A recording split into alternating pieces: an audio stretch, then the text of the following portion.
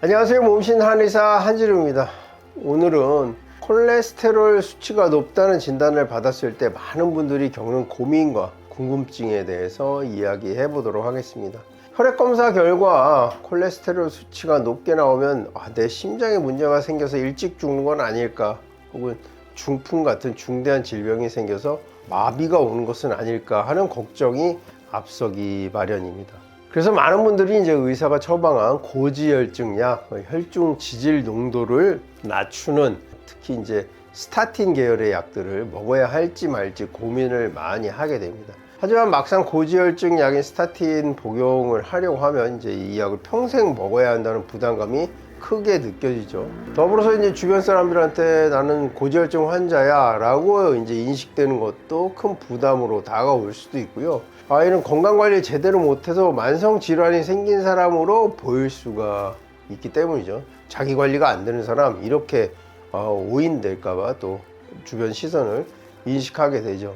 자, 이런 문제들 때문에 오늘 이제 콜레스테롤이 높을 때 약을 먹지 않고도 해결할 수 있는 방법을 주변에 있는 케이스를 통해서 자세히 설명을 드리려고 합니다. 오늘 영상 끝까지 봐주시고요. 좋아요 한번 눌러주시면 큰 도움이 되겠습니다. 고지혈증 약 먹기가 무섭다면은 이거를 실천하시면 좋아지겠습니다. 이것이란 건 무엇일까요? 바로 저탄수화물 식이요법입니다. 아주 어렵지도 않고 쉽게 할 수 있는 방법인데요. 이것만 잘 실천해도 콜레스테롤 수치를 낮추는데 큰 도움이 됩니다.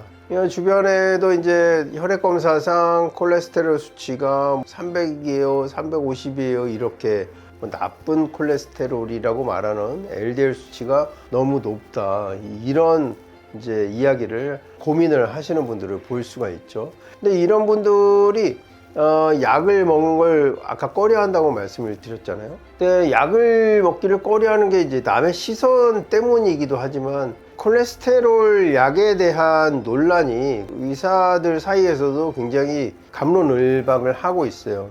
그러니까 약을 만드는 제약회사나 많은 수의 이제 의사 선생님들은 이 약이 부작용이 있음에도 궁극적으로 뇌혈관이나 심혈관 질환을 예방할 수 있으니 다소 부작용이 있더라도 먹어야 한다 라는 분들이 대다수죠. 대다수인데 여기에 반대 목소리를 내는 의사 선생님들도 적지 않은 수가 존재합니다. 당장 유튜브만 좀 검색을 해봐도 고지혈증 약 먹지 말라고 하는 선생님들도 상당수를 볼 수가 있습니다. 왜냐면 이것이 나타내는 이 부작용 때문인데요. 가장 큰 부작용이 이제 근육통이죠. 온몸이 아프다, 그다음 무기력, 전체적으로 다운되는 것이죠.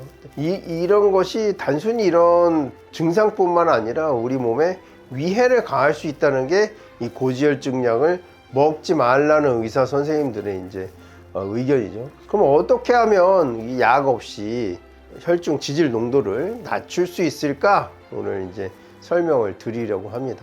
이제 고지혈증 증상은 없지만 자꾸 조금만 움직여도 숨이 찬다든지, 그래서 혈액순환이 안 되거나 심장 기능이 약해진 것이 아닌가, 또 협심증이나 이것이 심근경색으로 가면 심장 마비로 사망하지 않을까, 이렇게 걱정을 하게 되죠. 이처럼 이제 이렇게 고지혈증에 노출된 분들은 비만이라든지 콜레스테롤 수치가 높고, 또 운동 시에 이제 나타나는 호흡 곤란이라든지 가슴 조임 등의 증상들이 복합적으로 나타나는 경우들이 대부분입니다. 그래서 3종 세트라고 하죠. 고지혈증, 그다음에 당뇨, 고혈압, 이렇게가 같이 나타나는 경우들이 많으니까요. 운동 능력도 떨어지고 이런 것들은 쉽게 관찰할 수가 있죠. 그러면 이제 이런 고지혈증을 갖고 있는 분들이 단순히 이제 LDL 콜레스테롤 수치만 높다고 해서 이런 현상이 발생하는 것일까요? 그렇지 않고요. 사실 LDL 수치를 낮추는 약을 먹는 것만으로는 근본적인 문제 해결이 어렵다고 보는 거죠. 수치만 낮출 뿐. 왜냐하면 콜레스테롤 수치가 높아진 근본 원인을 해결하는 것이 무엇보다 중요하기 때문입니다. 이 약은 그 수치를 낮출 뿐 수치를 높이는 원인을 제거해 주지는 못하거든요. 무엇보다 이 상태에서 중요한 것은 바로 염증을 잡는 것이 핵심이죠. 염증은 우리 몸에서 이제 여러 가지 문제를 일으키는데요. 이런 분들의 경우에는 대부분 염증의 원인이 크게 두 가지로 분석할 수가 있습니다. 첫째, 비만 상태. 특히 복부 안쪽의 장기 주변에 이제 내장 지방이 많다는 점이고요. 두 번째는 과도한 스트레스가 지속돼서 체내 염증 반응을 악화시켰다는 점입니다. 또한 식습관에도 문제가 있는 경우들이 대부분이죠. 늦은 시간에 야식을 먹는다든지 생활 패턴이 염증과 체중을 증가시킬 그 상태를 나타낸 것으로 보입니다. 이 내장 지방이랑 콜레스테롤 그리고 염증은요 서로 악순환을 만듭니다. 신장에 비해서 체중이 과체중에 가깝고 내장 지방이 많은 분들이 많죠. 이로 인해서 이제 염증 반응이 심하게 나타날 수가 있죠. 내장 지방은 단순히 체지방이 아니라 혈관 건강에도 매우 해로운 물질을 분비하고 또 혈관 내 염증을 유발하고 결국 콜레스테롤 수치를 높이는 주범으로 작용하죠. 고지혈증약은 LDL 콜레스테롤 수치를 어느 정도 낮추는 데 도움을 줄 수 있지만 안타깝게도 내장 지방 자체를 줄이거나 염증을 해결해 주지는 못합니다. 따라서 단순히 약만 복용하고 식습관이나 생활습관이 개선되지 않는다면 문제는 근본적으로 해결되지 않고 오히려 악화될 가능성이 높습니다. 그렇다면 왜 내장 지방이 늘까요? 가장 큰 원인은 이제 지나친 탄수화물 섭취죠. 과도한 탄수화물 섭취는요 혈당을 급격하게 상승시키고 이를 조절하기 위해서 인슐린이 과도하게 분비됩니다. 인슐린은 혈당을 세포 안으로 옮길 뿐 아니라 남은 포도당을 지방으로 전환해서 저장시키는 역할을 하게 되죠. 결국에는 이런 과정이 반복되면서 내장 지방이 점점 쌓이게 되는 것입니다. 탄수화물이라고 하면 흔히 밥이나 빵을 떠올리지만 그 외에도 설탕, 액상과당, 감자, 고구마와 같은 녹말이 많이 들어간 식품 그리고 밀가루 식품들이 여기 포함되죠. 이처럼 일상에서 자주 섭취하는 식품 속의 당분과 탄수화물이 내장 지방의 축적 원인이라는 사실을 인지하는 것이 매우 중요합니다. 따라서 콜레스테롤 수치를 낮추려면 단순히 약에만 의존하지 말고 염증의 근본 원인인 내장 지방을 줄이려는 식습관 개선과 스트레스 관리 그리고 운동 습관이 반드시 병행되어야 합니다. 그래야만 혈관 건강을 지키고 장기적으로 고지혈증 문제를 해결할 수가 있겠습니다.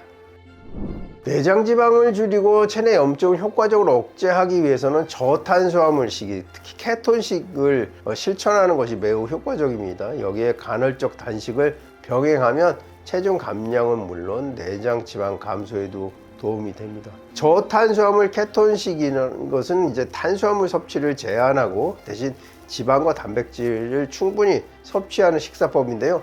몸이 지방을 주요 에너지원으로 사용하도록 유도하는 방식이기도 하죠. 이 과정에서 혈당과 인슐린 수치가 안정되어서 내장 지방 축적을 줄이고 염증 반응을 낮출 수가 있습니다. 과체중이거나 비만인 분들이 저탄수화물 시기와 간헐적 단식을 통해서 체중의 5에서 10% 정도를 감량하면요, 이것은 고지혈증 약을 복용하는 것과 맞먹는 건강 개선 효과를 기대할 수 있습니다. 오히려 고지혈증 약을 능가하는 그런 효과를 기대할 수가 있죠. 따라서 고지혈증 약을 복용하기 전에 반드시 이러한 식이요법을 먼저 시도해 보실 것을 강력히 권장드립니다. 여러분한테도 관찰해 볼 수 있는 것은 60대 남성, 특히 50대 이후의 갱년기 여성들은요, 갑자기 호르몬 영향도 있죠. 갑자기 이제 콜레스테롤 수치가 높아지는 경향이 있는데요. 이때 중요한 것은 불규칙한 식사, 그다음에 특히 가정주부들은 너무 탄수화물 위주의 식단을 실천하고 있다는 것입니다. 특히 주부들은요, 자녀와 남편이 자기 학교나 직장에 있을 때 혼자 식사하는 경우가 하루에 최소한 한 번, 많으면 2번 이상 이제 혼자 식사를 하는데요. 이때 밥 위주의 식사를 많이 하죠. 밥하고 김치, 물 말아서 이렇게 해서 탄수화물만.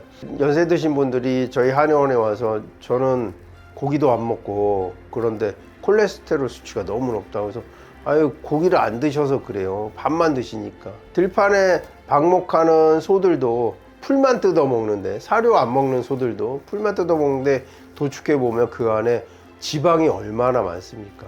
풀만 먹어도. 우리가 그러니까 밥만 먹어도 그렇게 지방이 체내에 축적될 수가 있습니다. 그런 주부뿐만이 아니라 우리가 밥 위주의 식사를 너무 많이 해요. 매식, 그러니까 밥을 사 먹을 때도 단품이죠. 무슨 덮밥, 비빔밥 해가지고 반찬보다는 밥 위주의 식사를 하기 때문입니다. 근데 방금 말씀드린 그 저탄 케톤식이라는 게 요새 김밥에서 많이 유행하고 있죠. 케톤 김밥 이래서 밥은 진짜 긴 만큼 이렇게 얇게 있고 나머지는 채소와 계란 이런 어떤 단백질 또 식이섬유 이런 것들이 많은 김밥들 이렇게 해서 케톤 식사를 하고 있으니까 탄수화물을 낮춰주고 단백질 그리고 양질의 지방을 늘려주는 이런 식사가 이제 고지혈증을 예방하거나 회복시킬 수 있는 이런 식사가 되겠습니다. 이 저탄수 그다음에 케톤식이 뭐 단월적 간식 컨비네이션 조합에 대해서 이제 말씀을 드리면요. 이게 가장 중요한 점은 좋은 지방을 충분히 섭취하는 것입니다. 지방이라고 해서 막 소기름, 떡지 이런 걸 드시라는 얘기가 아니에요. 식사 전에 엑스트라 버진 올리브 오일, 그러니까 아무 약품 처리도 하지 않고 압력으로만 저온해서 추출한 올리브 오일을 한두 숟가락 먼저 섭취하는 습관이요. 체내 염증 감소랑 포만감 유지에 큰 도움을 줍니다. 저희가 생들기름 얘기도 여러 번 드린 적이 있죠. 근데 여기서 올리브 오일을 고를 때는 쓴맛과 매운맛이 느껴지는 고품질 제품을 선택하는 것이 중요합니다. 저희가 경제적으로 좀 부담이 되더라도 이 올리브 오일이나 들기름만큼은 조금 첨가물이 없는 화학 물질을 쓰지 않는 고품질의 기름을 선택하는 것이 중요하겠죠.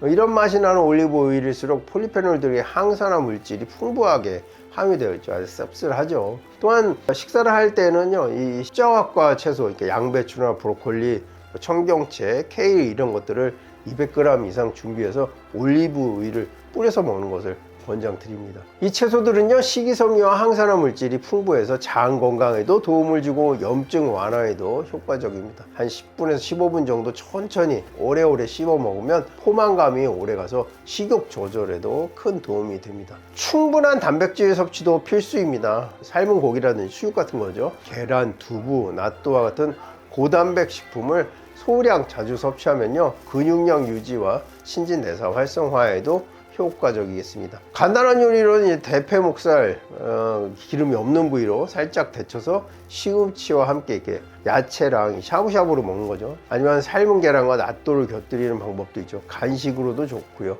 탄수화물 섭취는 한 끼에 밥 한 3숟가락, 즉 약 60g 이내로 제한하면 그것이 바람직한데요. 감자, 고구마, 빵, 떡, 면류, 설탕 등이 포함된 음식은 혈당을 급격히 올리고 내장 지방을 증가시킬 수 있으니까 반드시 피해야 합니다. 과일도 적당량을 넘으면 당분 과다 섭취가 되어서 내장 지방 증가의 원인이 될 수가 있으니까요, 주의가 필요합니다.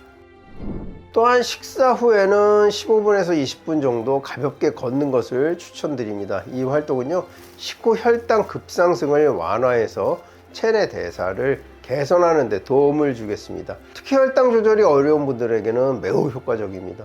간식은 견과류라든지 생밤 등 자연 상태의 건강한 식품을 소량 섭취하는 것은 허용하지만 불필요한 야식이나 설탕이 많이 들어간 간식은 반드시 피해야겠습니다. 간헐적 단식을 하는 동안에는요, 수분 섭취에 신경을 써서 탈수 예방과 대사 활성화를 돕는 것이 좋겠습니다.